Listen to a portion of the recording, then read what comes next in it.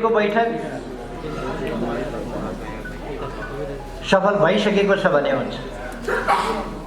अझै यो सफल नहुने कुरै छैन, भव्यताका साथ सफल हुनेछ।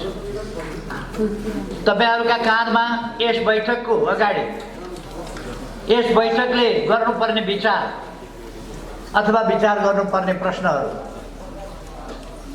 मूलतः दुईटा छन्।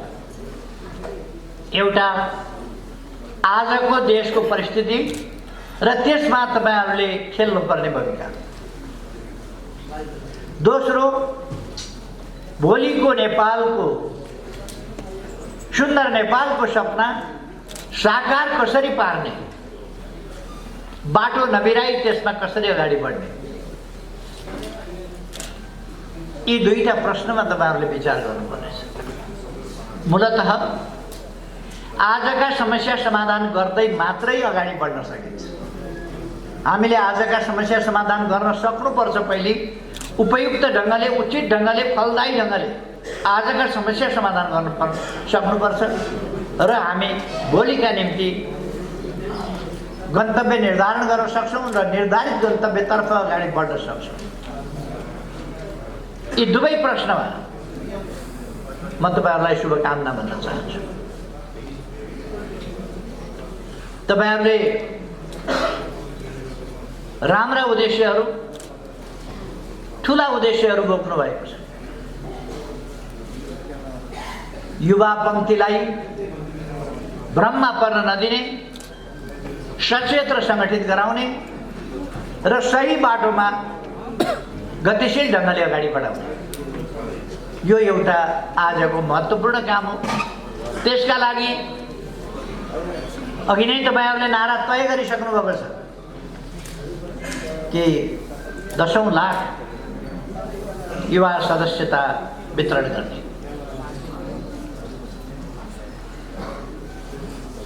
तल्लो तहसम्म, केन्द्रीय तह, प्रादेशिक तह, जिल्ला तह, निर्वाचन क्षेत्र तह, प्रदेश का निर्वाचन क्षेत्र तह, पालिका तह, पालिका का ओडाहरू तह, ओडाहरू मात्रै होइन टोलहरूका तहसम्म व्यापक रूपमा महिला र पुरुष दुवै युवाहरूलाई संगठित गर्ने, संगठित यत्तिकै संगठित गरेर जम्मा मात्रै गर्ने होइन, चेतनाका आधारमा, विचारका आधारमा, दृष्टिकोणका आधारमा संगठित गर्ने।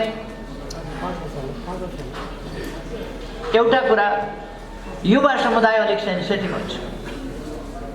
युवा समुदायको त्यो सेन्सेसनलाई विरोधीले भड्काएर कुबाटोमा लान सक्छ। युवा समुदाय समस्याग्रस्त पनि छ। उसका समस्या पूरा गरिदिने नकली आश्वासन वा नकली विधिका कुराहरू पस्किएर कसैले दिग्भ्रमित गर्न वा अल्मल्याउन सक्छ। त्यस्ता कुराहरूबाट हामीले युवा समुदायलाई मुक्त गर्नुपर्दछ र राष्ट्र निर्माणको, समग्र युवा शक्तिको निर्माणको, राष्ट्र निर्माण गर्दा युवाहरूले खेल्न पर्ने भूमिकाको तपाईहरुले तय गर्नुपर्छ। म एउटा कुरा भन्न चाहन्छु तपाईहरुलाई, युवा शक्ति अगाडि बढाउनका लागि, युवाहरूलाई सक्षम बनाउनका लागि, राजनीतिक हिसाबले, वैचारिक हिसाबले सक्षम बनाउनका लागि तपाईहरुले बनाउन सक्नुहुन्छ। आर्थिक रूपले युवाहरूलाई सक्षम बनाउन, शैक्षिक र सिपको हिसाबले युवाहरूलाई सक्षम बनाउन सरकारले तपाईहरु अगुवाई गर्नुहोस्। त्यस काममा सरकारले तपाईहरुलाई मद्दत गर्छ, सहयोग पुर्याउँछ।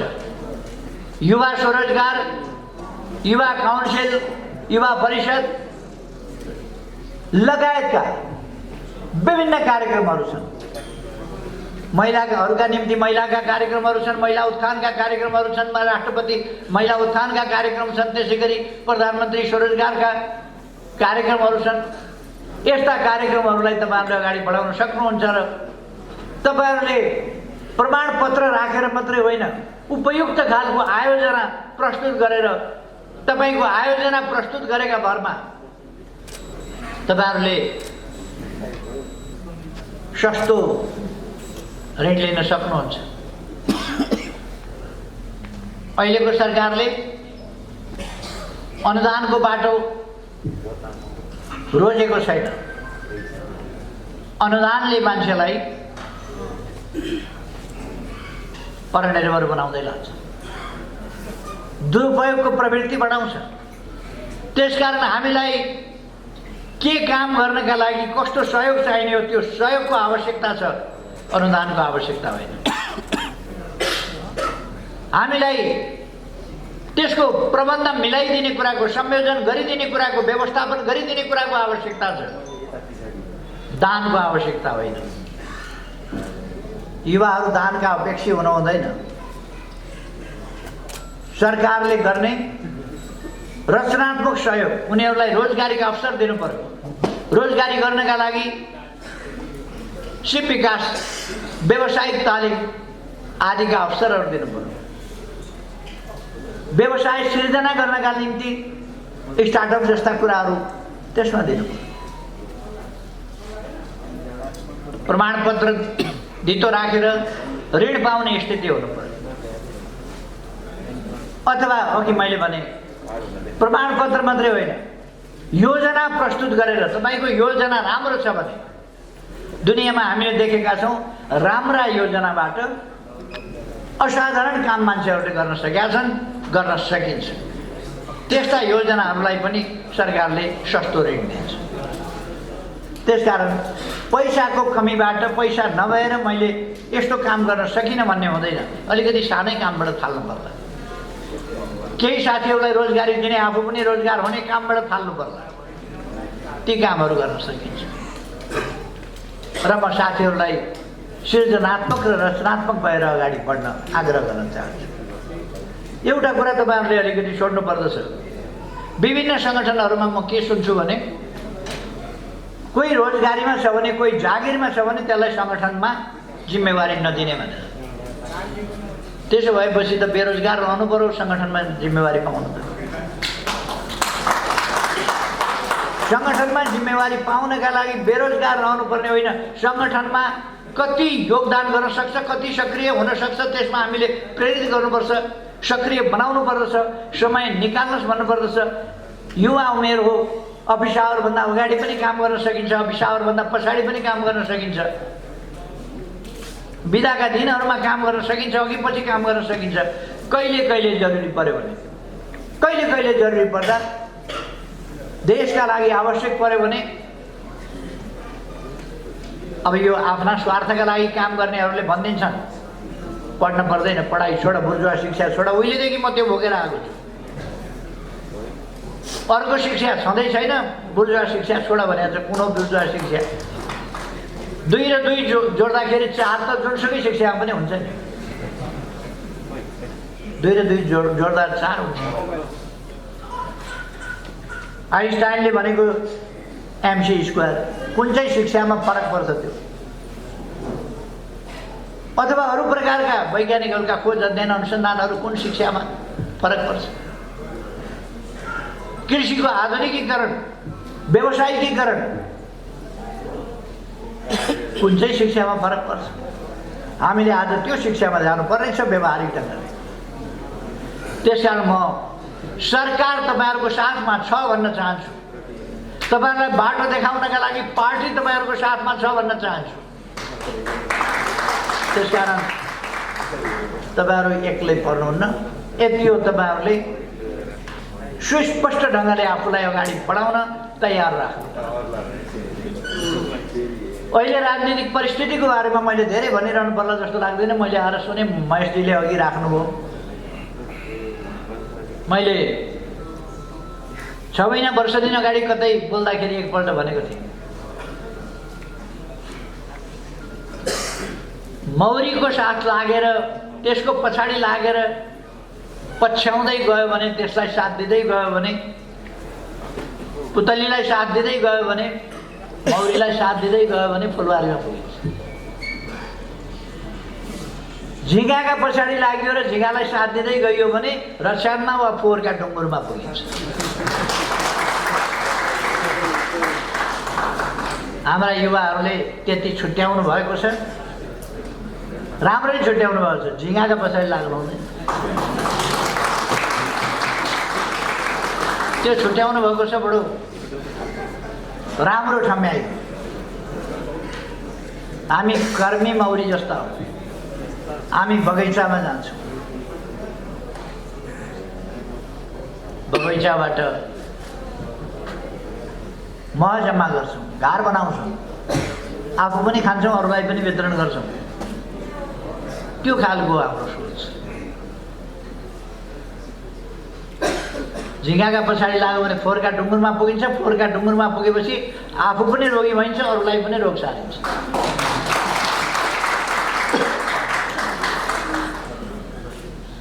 अहिले भन्दा धेरै मान्छेले मन पराउँदैन नि यो कुरा, धेरैले मन पराउँदैन। तर अहिले नेपालमा, अहिले आजको दिन नेपालमा पार्टी भन्न लायकको पार्टी एउटा हाम्रो पार्टी मात्रै हो।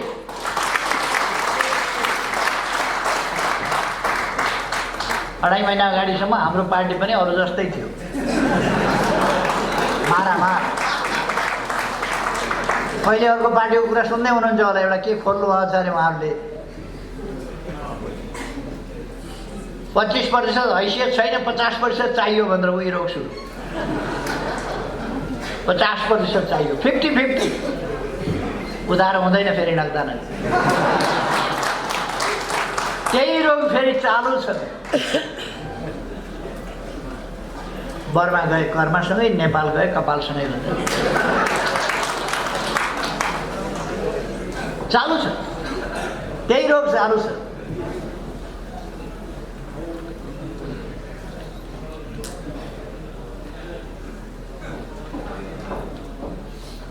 हामी यस्ता रोगहरूबाट मुक्त छौँ। अरू पार्टीहरूका बीचमा नेतृत्वमा मारामार छ। अध्यक्षले भन्यो, अरूले मान्दैन, टेर्दैन। उसले भनेर हुन्छ, को भन्छ, बिचमा वक्तव्य दिइहाल्छ। हाम्रोमा पनि त्यस्तो भएको थियो। तपाईँहरूका मुखमा झुन्डिहाल्छ नि, बेलानाको बेला भेनेजुएला। हाम्रो पार्टीमा पनि चलन थियो, बेलानाको बेला भेनेजुएला। जति बेला जसलाई मन लाग्छ वक्तव्य दिएको छ, टेलिभिजनमा गएको छ, मन परि बोलेको छ, सरकारको आलोचना गरेको छ, पार्टीको विरोध गरेको छ, नेताको विरोध गरेको छ, पार्टीको नीतिको विरोध गरेको छ, गन्तव्यको विरोध गरेको छ, राम्रो जति देखिन्छ त्यो सबैको विरोध गरेको छ। गुटबन्दीलाई समर्थन गरेको छ, गुटबन्दीलाई बकअप गरेको छ। त्यो खालको स्थिति हाम्रो पार्टीमा पनि थियो। त्यस खालका तत्त्वहरू गएछन्। पार्टी एक ढिक्का छ। पार्टीमा कुनै प्रकारको समस्या छैन। पार्टी एक ढिक्का छ। अघि महेशजीले भन्नुभयो, एउटा बाबियो भयो भने त्यो त गाई भैँसीले खाइदिन्छ, छरिएको भेट्टायो भने खाइदिन्छ। जब त्यो एकमुष्ट भएर बाटिएर एक सूत्रमा बाँधिन्छ, एक डोरी भएर बाटिन्छ, त्यो जब त्यो एकताबद्ध हुन्छ तब त्यसले आफूलाई खानेहरूलाई त्यसले नियन्त्रण गर्दछ, बाँध्छ। महेशजीले भन्नुभयो त्यही हो। हाम्रो पार्टी एकताबद्ध छ, एक ढिक्का छ। हामी एक ढिक्का छौँ र एक ढिक्का हुँदै जानेछौँ। म आग्रह गर्न चाहन्छु अरू पनि साथीहरू एक ढिक्का हुन आउनुहोस्। बाटो बिराउनेहरूलाई म आग्रह गर्न चाहन्छु, आउनुहोस्।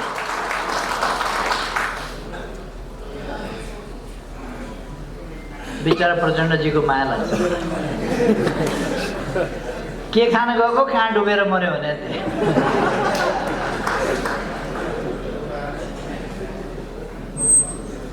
मैले अलिकति विश्लेषण गरेको, केपी ओली एकदम पराजित मानसिकतामा गइसक्यो, डिफेन्सिभ भइसक्यो।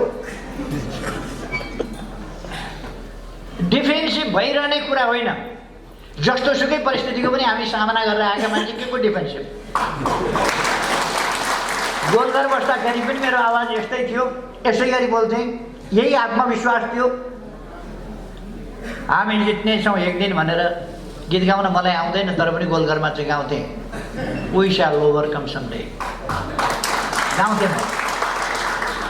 त्यो आत्मविश्वास थियो हामी एक दिन जित्छौँ भन्ने कुरा।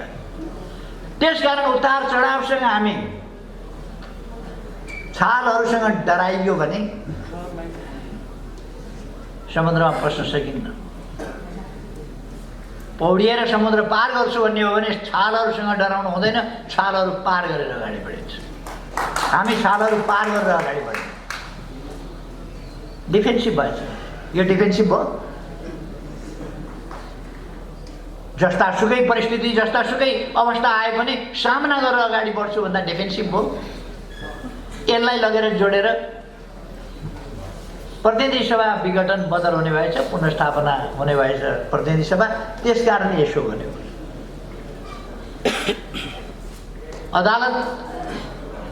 अदालतलाई राम्ररी थाहा छ नि, पुनर्स्थापना भयो भने के हुन्छ अदालतलाई राम्ररी थाहा छैन। पुनर्स्थापना भयो भने यहाँ प्रचण्डजी बिचरा कथम कदाचित पुनर्स्थापना हाइपोथेटिकली एकछिन पुनर्स्थापना भयो के हुन्छ त भन्दा प्रचण्डजी र माधव नेपालजी हल बाँधेर प्रधानमन्त्री खोज्न हिँड्नुहुन्छ।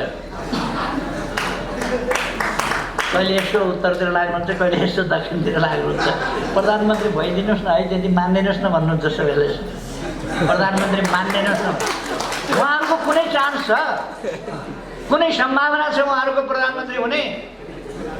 बिल्कुल छैन।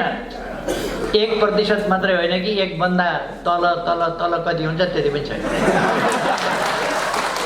उहाँहरूको छैन। उहाँहरूले बढ्ता लडाइँ जित्नुभयो भने उहाँहरूले प्रधानमन्त्री खोज्दै हिँड्नुपर्ने हो। खोज्दै हिँडेर अन्तिममा मै कहाँ आइपुग्नु भयो।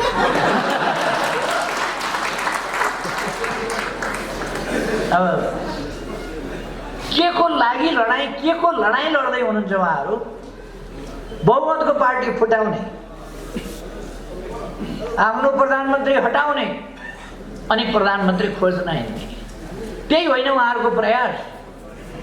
त्यस्तो अस्थिरतातर्फ अदालतले जान दिन्छ होला भनेर म कसरी विश्वास गर्छु? त्यो अस्थिरतातर्फ राष्ट्रिय राजनीतिलाई अब कुरा रह्यो संविधानको। संविधानले के भन्छ त? पार्लियामेन्ट्री सिस्टमले के भन्छ? हाम्रा अभ्यासहरूले के भन्छ? हाम्रो जस्तै सिस्टम भएका देशहरूका अभ्यासले के भन्छ? अर्थात् प्रधानमन्त्रीले, बहुमतको प्रधानमन्त्रीले चलाउने वातावरण रहेन भने संसद विघटन गर्छ। अर्को विकल्प छैन, किनभने 64%को प्रतिनिधित्व मैले गर्छु। 64%ले सरकार चलाउन भनेपछि 36%ले बहुमत पुर्याउँछ त कहिले? कतिपल्ट गन्दा 36%? 36 जना मान्छे गन्यो भने कतिपल्ट गन्दा 37 हुन्छ? 37 त हुनेवाला छैन। त्यसर्थ यो कुनै भ्रममा पर्नुपर्ने आवश्यकता छैन। अगाडि बढौँ। समयमा चुनाव हुन्छ। सूर्य चिन्ह कसले पाउँछ? कुनसा ठुलो कुरा हो, कुनसा नयाँ कुरा हो? 47 सालमा सूर्य चिन्ह मैले लगेर निर्वाचन आयोगमा दर्ता गरेर अहिलेसम्म म लडिराखेको छु। प्रचण्डजी एकपल्ट पनि सूर्य चिन्हबाट लड्नुभएको छैन। उहाँ सूर्य चिन्हबाट लड्नै भएको छैन। सूर्य चिन्ह मान्नसम्म मान्नुभएको थियो। यो पार्टीमा आएर फर्केर जानुभयो पेरिस डाँडा।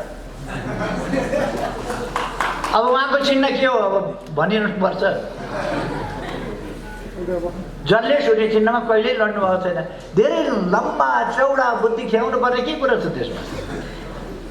सोझो हिसाब छ। तपाईँहरू एकदम आत्मविश्वासका साथ अगाडि बढ्नुहोस्, साथीहरूलाई सम्झाउनुहोस्, ल्याउनुहोस्। अब देश ठिक बाटोमा अगाडि बढ्छ, ठिक बाटोमा अगाडि जानेछ। लोकतन्त्र तलमाथि पर्न दिँदैन, संविधान तलमाथि पर्न दिँदैन। हामीले रोजेर ल्याएको प्रणाली तलमाथि पर्न दिँदैन र यसलाई सुदृढ गर्दै समृद्ध बनाउँदै अगाडि बढाइन्छ।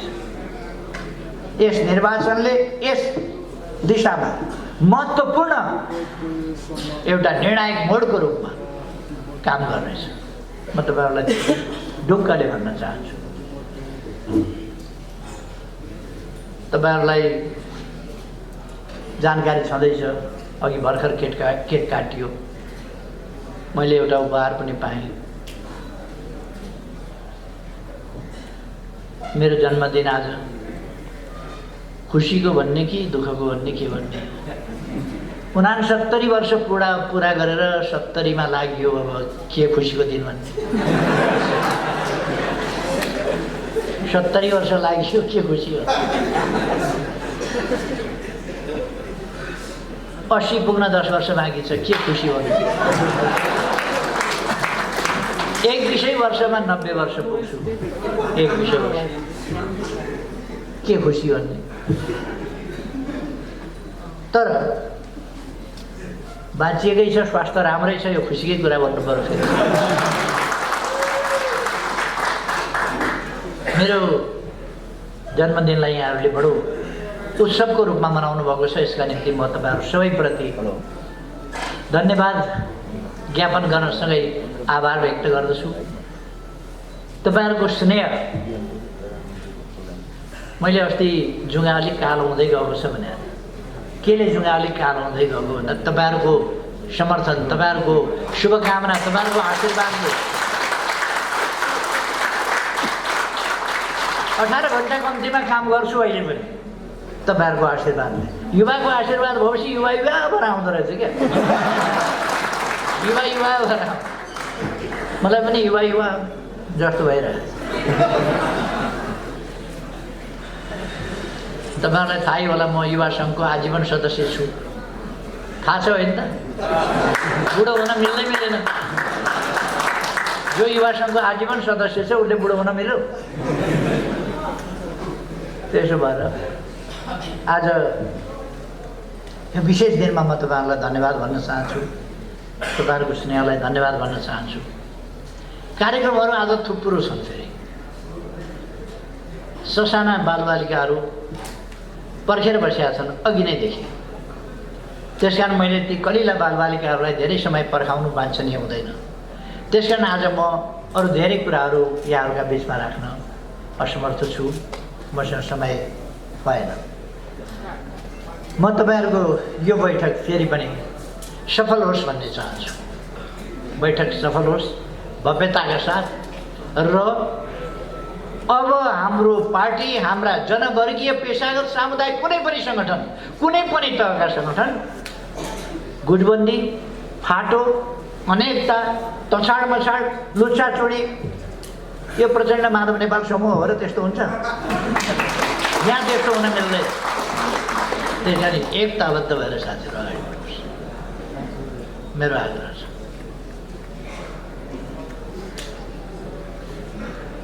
मलाई